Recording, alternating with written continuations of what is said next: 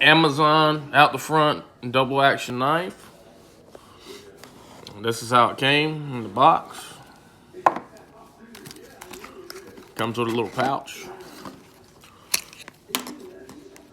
Nobody really cares about the pouch.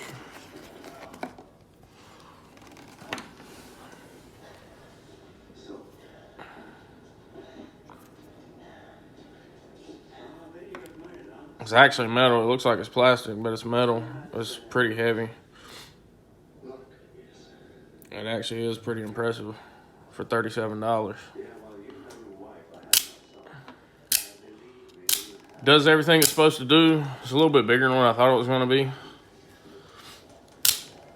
But all in all, I like it a lot.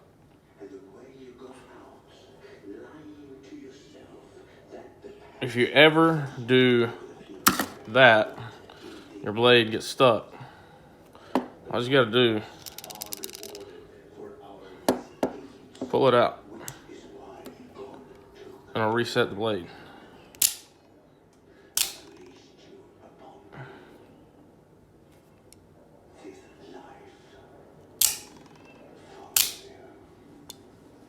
$37. I'm pretty impressed with it.